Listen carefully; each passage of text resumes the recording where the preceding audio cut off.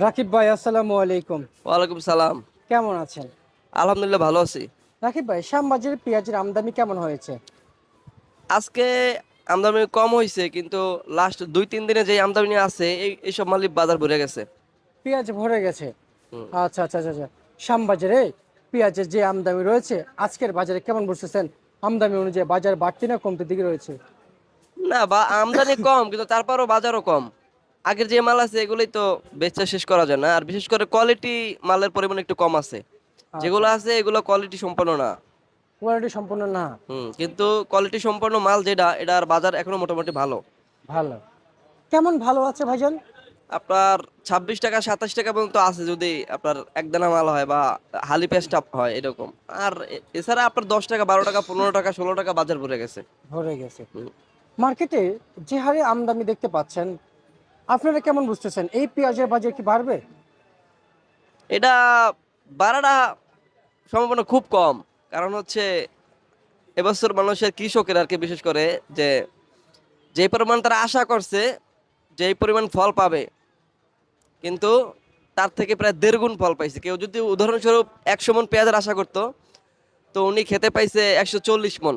আচ্ছা তো আচ্ছা আচ্ছা। ওই জায়গা থেকে বাজার বাড়ার সম্ভাবনা খুব কম আপাতত।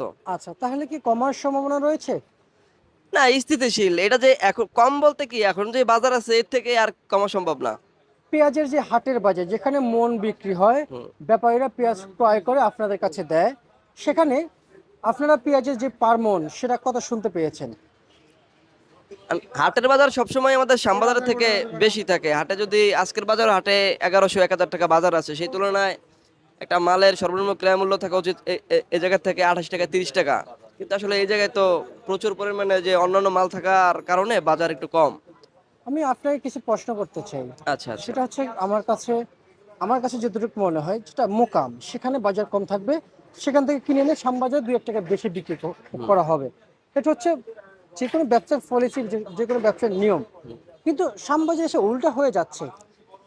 শ্যামবাজারটা হচ্ছে এমন একটা বাজার, এ জায়গাটার মালের দামটা আসলে নির্ধারণ হয় এই জায়গায় কি পরিমাণ আমদানি হয়েছে এর উপর। এখন আপনার দেশের বাজারে ১২০০-১৪০০, এই যে নট ফ্যাক্ট। এই জায়গাটা হচ্ছে শ্যামবাজারে কি পরিমাণ মাল আছে। আচ্ছা আচ্ছা যদি আচ্ছা। শ্যামবাজারে আমদানির পরিমাণ বেশি থাকে তাহলে দেশের বাজার যাই থাকুক এখানে বাজার টুকটাক কম যাবে। আর শ্যামবাজার যদি আমদানির পরিমাণ কম থাকে তাহলে দেশের বাজার যাই যাক এখানে আমদানি বাজারটা একটু বিক্রি যাবে। এটা হচ্ছে শ্যামবাজারের পলিসি, আমি যতটুকু গেস করতে পারি আর কি। রাকিব ভাই, একটু আসেন। এই যে পেঁয়াজ, এটা কত বিক্রি চলছে? এটা ১৪ টাকা ১৫ টাকা। 14 টাকা 15 টাকা কেজি। জি।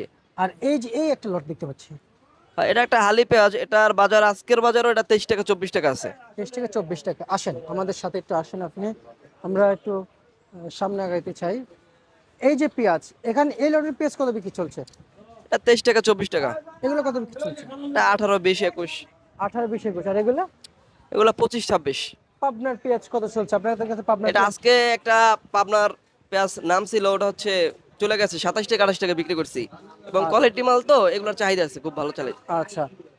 আলু বাজারে কত বিক্রি চলছে? আলু ১২ টাকা ১২.৫ টাকা। আর রসুন? রসুনের বাজার মোটামুটি ভালো আছে আলহামদুলিল্লাহ। ভালো রসুন হলে আপনার ৬০ টাকা ৫৮ টাকা ৬৫ টাকাও খায় যদি ভালো হয়। আর এবারে যে রসুনের দাম ভালো, ৫৫ ৫০ মোটামুটি রসুন পাওয়া যায় আর কি। আচ্ছা আচ্ছা আচ্ছা, বুঝতে পারছি। আজকের দিনে বেচা বিক্রি কেমন হয়েছে? আলহামদুলিল্লাহ ভালো। ভালো হয়েছে। হুম। কৃষক ব্যাপারীরা কি লাভবান হতে পারছে? না, ব্যাপারীরা তো বরাবরই লসের সম্মুখীন, তবে কৃষক খুশি না। কেন খুশি না ভাইজান? আসলে কৃষক যে পরিমাণ দাম আশা করছিল তারা আসলে ওই পরিমাণ দাম পাইতেছে না, এজন্য কৃষক খুশি না। আবার অন্য একটা জায়গায় কৃষক খুশি, সেটা হচ্ছে তাদের চাহিদার থেকে উৎপাদন অনেক ভালো হয়েছে। আচ্ছা, বুঝতে পারছি। ঠিক আছে রাকিব ভাই, ঠিক আপনাকে আছে। ধন্যবাদ।